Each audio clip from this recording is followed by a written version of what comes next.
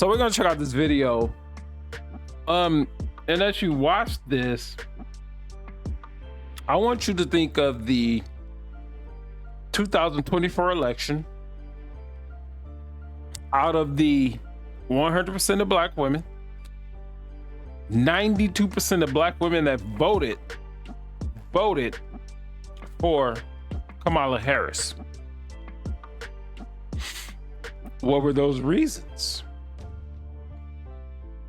There was a plethora of reasons why they did, but in any walk of life, based on anything whatsoever, how do 9 out of 10 people agree?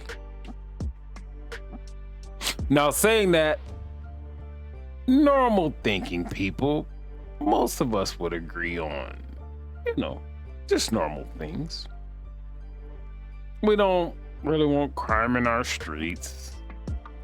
Although these days, I'm starting to question that, looking at the landscape of what's going on. We pretty much want our children to be safe. Although you have to question that, looking at what's going on. So this is, Kamala Harris got a book coming out. And it's interesting to me that the book is about the 107 days that she ran for president. Well, she was vice president for previous 3 years, like 1,000 days. But it's interesting that she will put a book out that chronicles just this.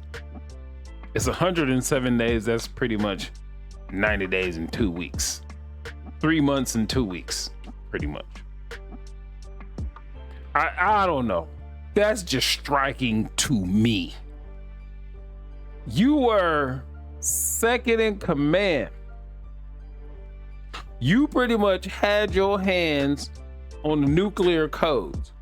The nuclear codes was here with Joe Biden, and your hand was right here.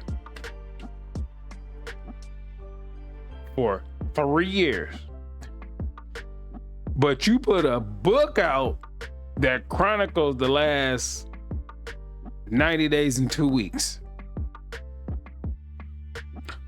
So let's look at this. This is MSNBC. This is Rachel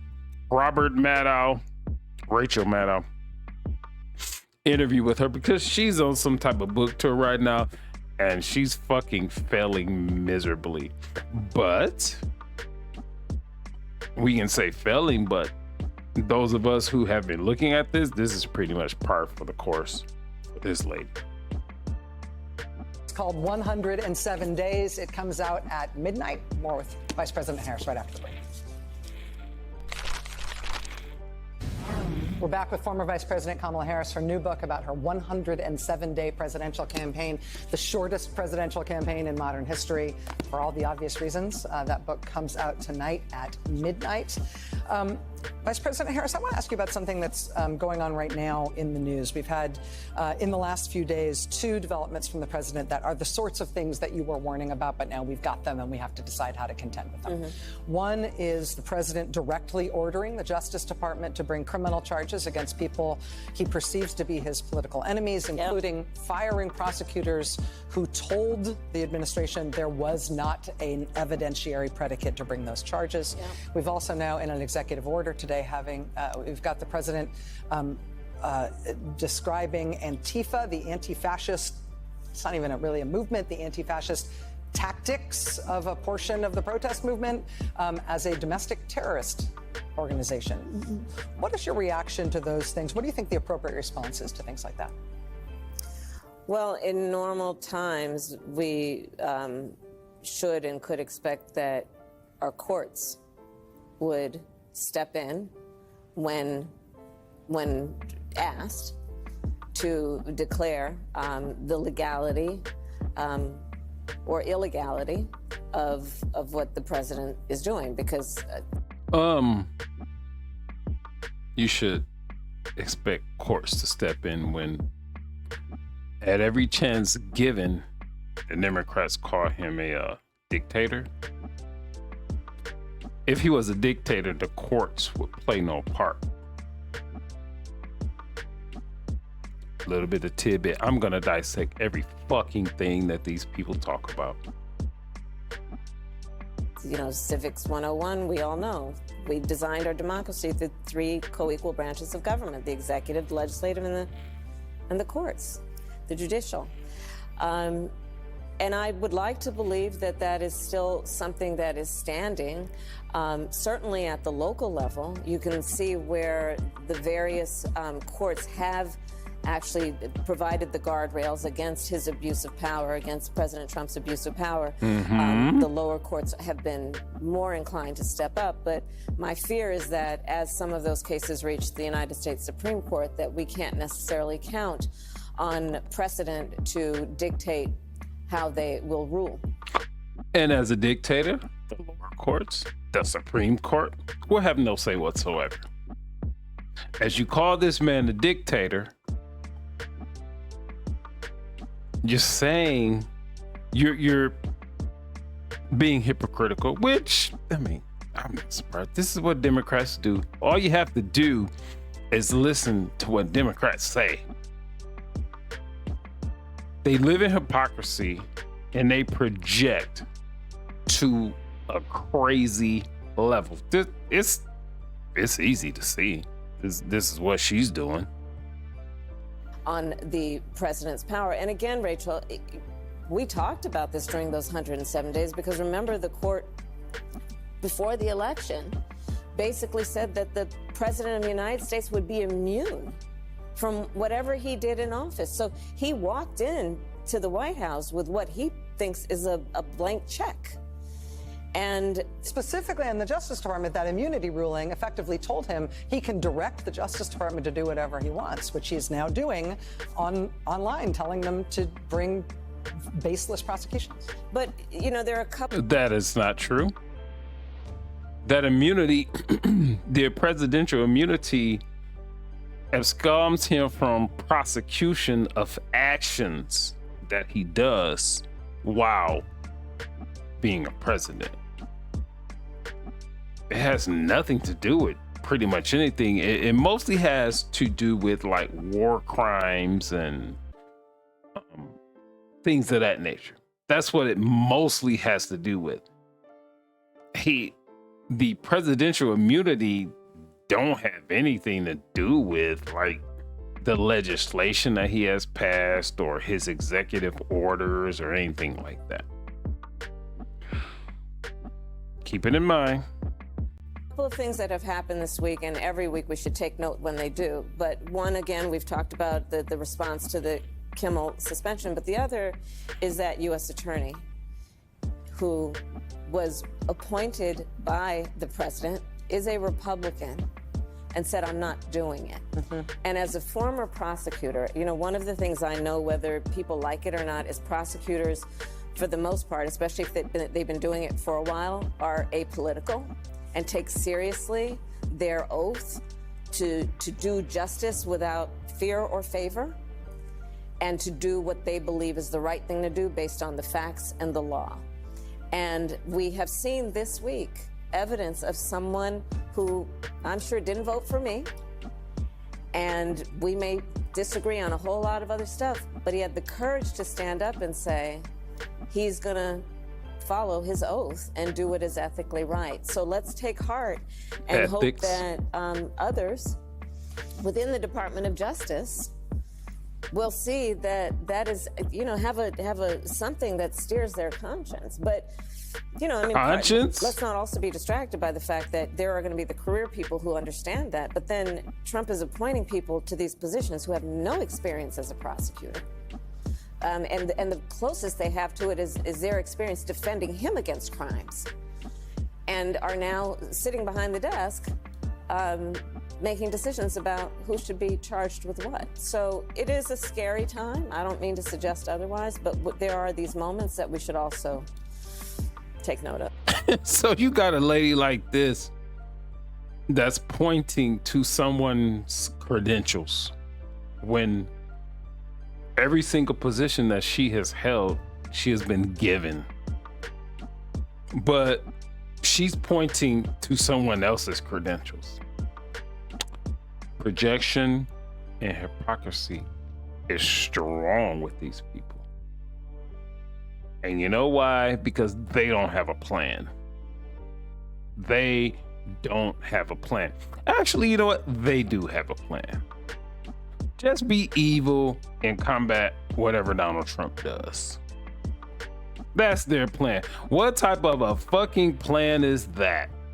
These people are elected, although she's not in office anymore, but it gives you a broader view into what Democrats do and what they are doing and what they have always done, all the way back to slavery.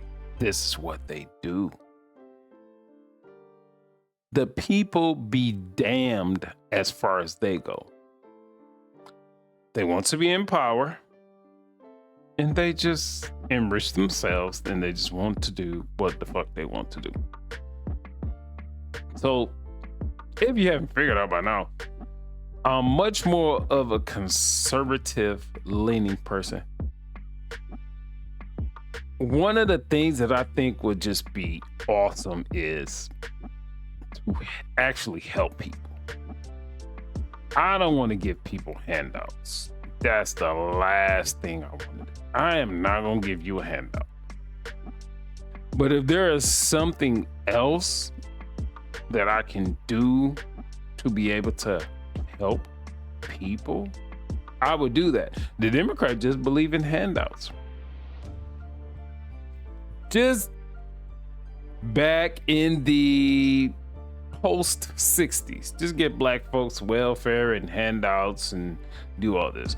As we put it to current day, give the illegal immigrants handouts, give them cars and pay their rent for 6 months and do all of these type of things. That doesn't help people. It just does not. People, men in particular, we need a purpose, right? If you give people something, guess what's gonna happen? They'll continue to take it. Don't give people anything. Help people.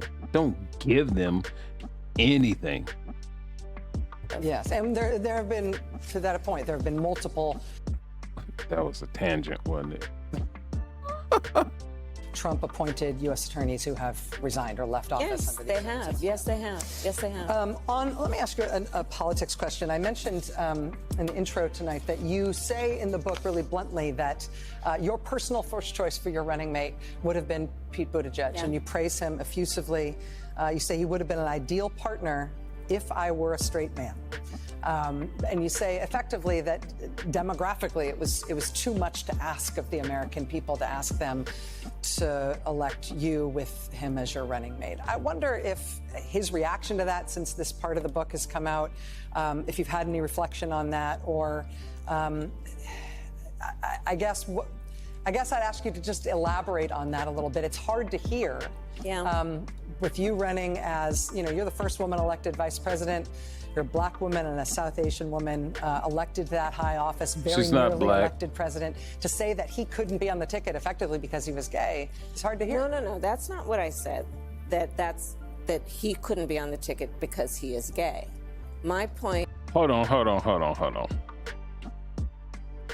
So Rachel Maddow said that Kamala Harris said he could not make him, Pete Buttigieg, a partner because he was gay.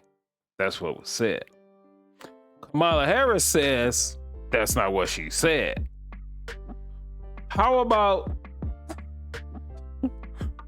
I haven't seen this clip. Something tells me, let's see what she says.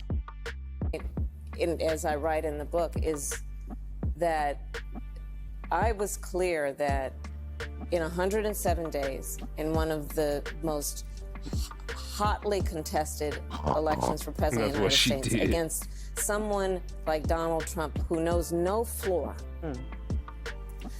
To be a black woman running for president of the You're United not States, black. and as a vice presidential running mate, a gay man, with the stakes being so high, it made me very sad, but I also realized it would be a real risk. So what she's saying is what she said. But she said she didn't say it. I'm sounding like her at this point. She wanted to pick a gay man, but because she was a black, in large air quotations, woman positioned beside a gay man, it was a risk. So she just saying what it was.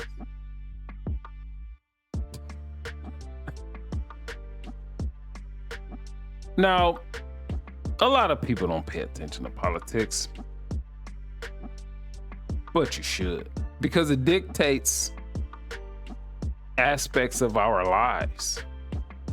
It dictates what type of water we have in our lives. It dictates how much money we're paying in taxes. It dictates a lot of things. It actually affects every aspect of our everyday life. It actually dictates where we shop. It dictates where we work. Are manufacturers or retailers, are they going to be able to come into our area because of the policies that the politicians have set forward that you and me have elected? You need to pay attention to politics. Let's continue.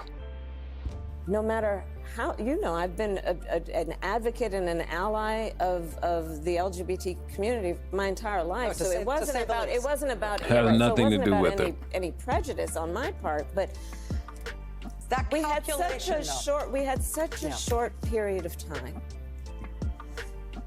and the stakes were so high. I think Pete is a phenomenal public servant. And I think America is and would be ready for that. Nope. But when I had to make that decision with 2 weeks to go, and maybe I was being too cautious. I'll let our friends, we should all talk about that. Maybe I was. But that's the decision I made, and I, as with everything else in the book, I'm being very candid about that. Yeah. With a great deal of sadness about also the fact that it might have been a risk. So the running mate that she wanted was a openly gay. He has a husband. They have children, this, that, and the other. Okay, fine. But the man that she chose, Tim Wall, he's married. He has children. But one would say he is as much of a poser. He is the definition of a poser. He is a poser to the 10th degree. And that's the one that they made her choose. Just like they made her the presidential candidate. In a way that worked was there was so much money raised from the donors for Joe Biden. The way that it works is, however it works, the only person that would have been able to take advantage of the donor money was Kamala Harris. She was the only person that could use the money. No one else could use it. And quite frankly, they didn't have anybody else. And that's why she was the nominee after Joe Biden stepped down. And then she proceeds to go on and blow, what, $1.2 billion and paying off Roland Martin and Offset and Meg Thee Stallion and paying all these people off to, like, do these people have any positive influence anywhere? But you know what? I guess these people resonated with the 92% of black women that voted for this lady. Y'all should be ashamed of y'allself. This could have been a person that potentially had her hand on the button, because over here,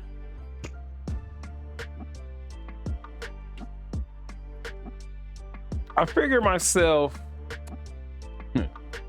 I fancy myself to be a person that's pretty much enlightened. I can talk to you and you can speak 2 sentences to me, and I can pretty much tell you what you about.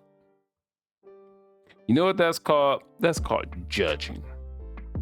And then society, everyone tell you shouldn't judge. You shouldn't. No. You should judge, because as I'm judging you, you're judging me.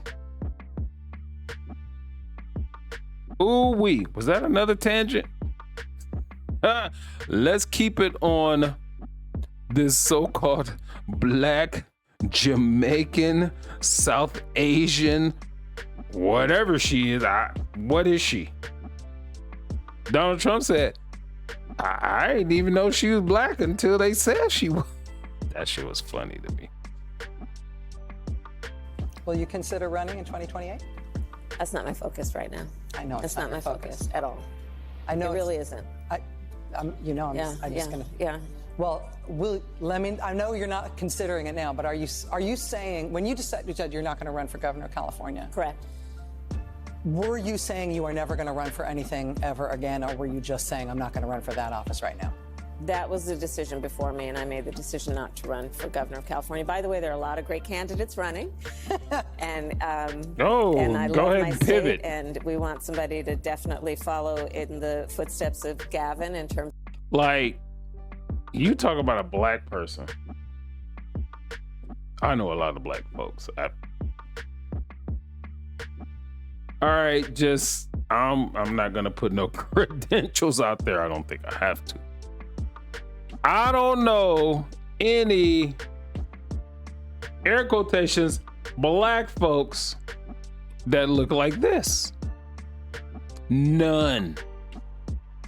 Zero. I know some light-skinned black folks, but if you look at them, they're black folks. Mixed people with black and white, you look at them. I actually have the ability to look at a lot of races and ethnicities, and I can tell you, like, if a person is Chinese, if they're Vietnamese, if they're Laotian, I can tell you if they're Japanese. I can actually look at those people and tell the difference. So I've never seen a black person that looks like this. And I've seen on a couple of occasions that she has leaned into being a black woman. And if you are a black woman, you should be fucking insulted. She is not you. She is not even 1/10 of you. But the fact that y'all embrace this, she should be out getting a tan, and I bet she does tan. Of standing up and understanding the power that California has to stand up to what we're saying in DC. As politic as you are being in those remarks, you are beautifully impolitic in this book in a way that makes it honest and, as I said, candid. She didn't read the book. Fun to read. And I think you really didn't read it. I think it is blunt and true, and I commend you for writing. While she's commenting here on the book that she wrote, she didn't read the goddamn book. She read passages just like most people would read. So if you like this video, comment on the video, share this video. This is Mr. Info 5000.